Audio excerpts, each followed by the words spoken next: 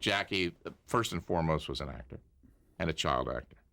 I mean, this is Chuck doing his psychiatry and therapy. So, I mean, what comes out of here is something that I've kind of deduced myself. First of all, I love the man. I think he's a wonderful human being. I had a great relationship with him. I didn't have the best relationship while I was at Screen Gems, but subsequently working with him as a director, and he did several pictures for me, Leave Him Laughing with Mickey Rooney, he did Rosemary Clooney's story, Sandra Locke. Probably more I'd have to bring to my mind. But, you know, Jack was an actor foremost. The first thing he did when he came to work at Screen Gems was to say to Seymour Friedman, who was my production manager, I want to go to the ranch, I want to check all the facilities for actors and extras. Yeah, Jack. What was he thinking? Actors and extras should be taken care of. They should hit a proper wardrobe facilities, a proper restroom facilities. He checked everything because all of our shows had to go out there and shoot on the streets. That was where his thinking came from. You know, child actors are, I feel, kind of mesmerized, how should I say it? Controlled, usually by the manager, which is usually the mother. And Jackie had actually been pretty smart. You know, he did the People's Choice series where he pretty much owned and controlled. The William Morris had set him up. He directed those. He acted those. He did Hennessy, which he produced and acted and directed. And so he was a very knowledgeable production guy and an excellent editor. I mean, he had good editing instincts. And I mean, he knew the price of lumber. I mean, that's the way he kind of played it out as an actor. I know the price of lumber, and so, but he knew production because he'd done it from both sides of the camera. But he was, you know, I personally believe, you know, he was in over his head because he was working with these, you know, these genius politicians and executives who were playing all kinds of games. And he was really brought in by a fellow named Steve Blauner, who was Bert Schneider's sleepaway camp buddy when they were kids. And Bert had managed Bobby Darin. I mean, Steve had managed Bobby Darin. And he was a manager.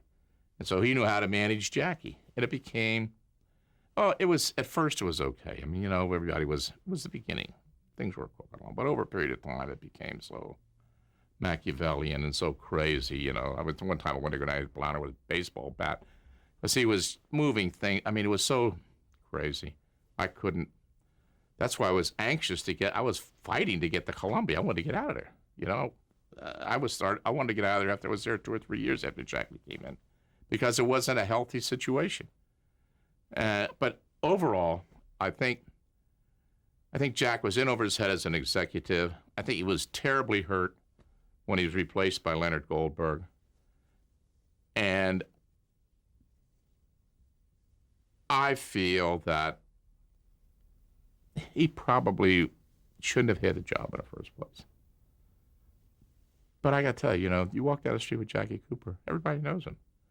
I mean, it's like walking down the street with, you know, some baseball star or something. Everybody knew Jackie Cooper, wherever you went. Wherever. You couldn't walk down the street in New York without people stopping him and grabbing him, you know. And he was a good salesman. He had a good feel for everything he was doing. But he was being manipulated, you know? And I think it led him into decisions that shouldn't have been made. And, you know, you'd have a meeting with Jack, and you'd have things settled, and he'd call you up 30 minutes later and want to change. Now, you knew that Blauner or somebody got his ear and said, don't do it that way. But he had good friends. He had strong relationships. Hy Averback was pretty good in his day. Danny Arnold. Bill Asher liked him. He and Harry Ackerman even got along real well. He got along with just about everybody in the place. And he filled the place up. We had Robert Altman, John Cassavetes, Bill Sackheim, Richard Allen Simmons, James Fonda, not any of the Fonda family, Harry Ackerman, Sidney Sheldon. I mean, the place was loaded with talent. Talent and deals. And a lot of them worked. A lot of them didn't work. You know, Altman didn't work. Cassavetes didn't work, but others did. I liked him, and I just feel it was unfortunate, though, that he was being manipulated by the politics of the situation.